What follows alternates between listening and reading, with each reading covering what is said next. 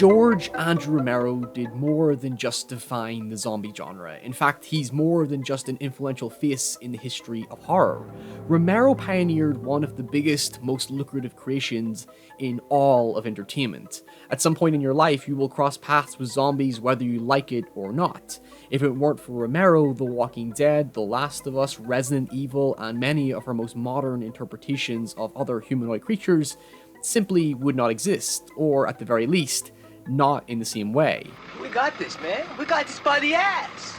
But who'd have thought that this was entirely an accident?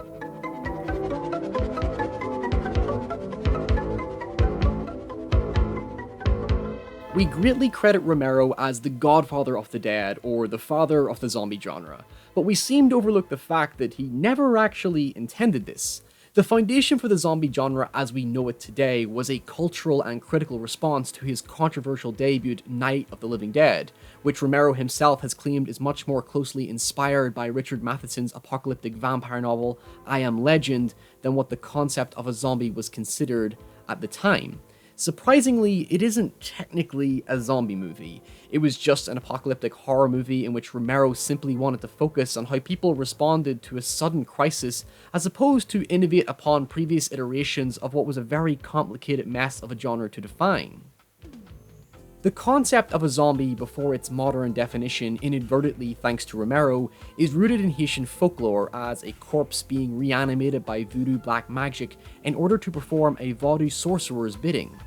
Now, this folklore grew out of a fear of slavery in Haiti after your boy Chris Columbus arrived in the late 1490s, where he observed how easily the native Taino Arawak people could be manipulated into slave labor, leaving his soldiers to grow a Spanish colony while he went to be a dick elsewhere. After the French inherited the land over 150 years later with sugar plantations with conditions that were much worse, slaves viewed death as the only peaceful resolution.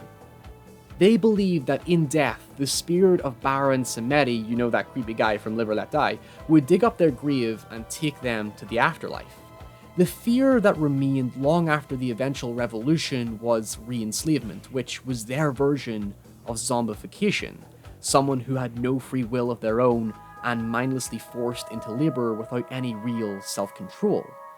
So what has this got to do with George A. Romero? Well, honestly, very little. This was just a little Vsauce segment to give you a bit of context as to where the zombie lore came from, because in 1932, America gave birth to one of the first incarnations of the zombie film entitled White Zombie, which in retrospect is quite ironic given how whitewashed the origins of zombies have become since Hollywood got their grubby little hands on the idea. White Zombie was a very unremarkable Bela Lugosi film that used the Haitian folklore as the basis for its own zombies, before later films were inspired to make their own modest deviations that drew on Lovecraftian concepts, vampire lore, and Mary Shelley's Frankenstein. As I said, it was a complicated mess to define what the zombie was, given it was effectively a hybrid of ideas fused together into a culturally specific lore that was eventually forgotten about when Night of the Living Dead came along and reshaped the entire genre. The thing was, Romero only referred to his antagonists as ghouls because he was greatly aware of White Zombie and actually tried to avoid the comparison by focusing on the unexplainable. The origins of his creatures are technically unknown, as Romero never saw the concept as anything more than what if the dead stopped staying dead. That's what made them so frightening and thus so appealing. Night of the Living Dead was not only provocative for its extreme gore and nihilism, it was also controversial for just how realistic it managed to portray itself. Before then, horror was denoted to just people in masks running around elaborate sets, and by the time the 1960s rolled around, audiences just weren't as easily scared now that Alfred Hitchcock's Psycho had set the bar for shocking American audiences with its own bitter realism. Living Dead was very abstracted from reality with its fantasy premise, but Romero made the entire film seem like something that could and would happen at any time. What Romero did was not only establish a coherent description for the zombie as a reanimated flesh-eating corpse, but he also defined the background of the genre with a stark interpretation of mankind's collapse, the theme that was subsequently regurgitated in a wide variety of ways in the years to come. It's no longer clever to say the horror movie is more than just its villains, because the zombie was only the centerpiece to the bigger picture of the human condition in dire times. Romero's characters weren't morally black or white like every other film at the time. They were simply real humans trying to survive in a drastic situation and overwhelmed by stress and hostility. In fact, film theorists came to know the film as a complex example of verisimilitude, something that is directly true or real. But in the case of The Living Dead, it was a transgressional approach to representing reality in a way that maintained social and cultural authenticity whilst taking liberties with the fiction of its genre. What I mean by that is that the film came out during a time of heavy political unrest. There was the assassination of JFK, the Civil Rights Act, radical free speech movements, industrial evolution, and a little thing called the Vietnam War. Romero, being a liberal thinker, had embedded this unrest deep within the film without ever overshadowing the escapism.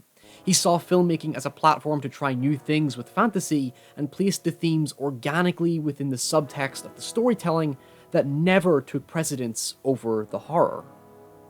People were psychologically impacted by devastation and war, so the film's direct sense of realism or verisimilitude was a very sensitive matter for a lot of people who condemned the film's excessive violence.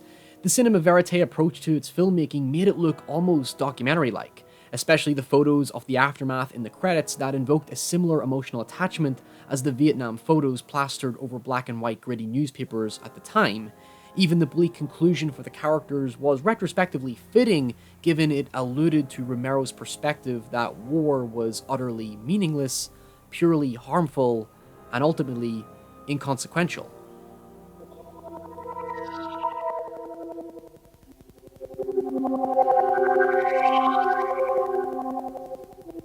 When Dawn of the Dead came about 10 years later, it only solidified Romero's vision by updating the formula to incorporate new elements that would eventually take just as much precedence over the zombie itself. Yes, there was an explicit emphasis on violence and gore again, but it feels like a much more meditative piece in comparison by focusing on the trauma and existentialism that acts of violence bring to people. The dynamic of the characters serves just as much of a purpose because we have breathing room to care about them, in which tragedy reigns with greater impact. Death is no longer as inconsequential. You genuinely sense their loss and the effect it has on the other characters. But that doesn't change the fact that death itself is sudden and unexpected in the genre. What you realize about the vast majority of Dawn of the Dead is that the zombies actually take second place to an entirely new threat in the form of other humans. The now generic concept that humans are the real monsters didn't start here, but it did show the complexity of morality during stressful times that was something that society still considered relatively taboo. What's interesting about the climactic battle is that it's one built entirely upon material excess. Stephen doesn't indirectly cause the group's downfall for the sake of survival like you might expect. He shoots first out of his own selfish urge to protect the group's powerful territorial position within the mall. The biker gang are perceived as violent and ruthless, but they are ultimately serving no other harm to humans because they all want the same thing, a desire for excess.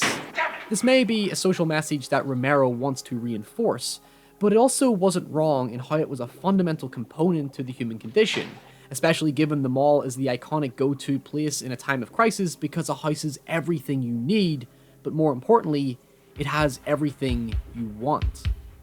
To master the zombie genre, whether it be directly or indirectly so, it became more than simply providing a core description of what the zombie was, but instead it was about establishing the background that goes along with it. Romero's films were using horror to inquire about humanity and the condition of the world long before people started attaching pretentious titles like post-horror. Historically, many of his films are an encapsulation of American society during its time, and it undoubtedly played a part in Romero's perception of the genre's greater purpose. Like with the unrest of the time, so much of life is about the conflict of human preservation. The zombie genre was more than what many take it at face value. Romero introduced us to something more horrific and true about the world. Unlike many movies that came before it, there was never a definitive hero or villain. There was only the perception of what was good and bad when humanity is built up of unique individuals with complex behaviors and beliefs. The only thing in life that is truly binary is that we live in a world we take for granted, because it's shared equally by both the living and the dead.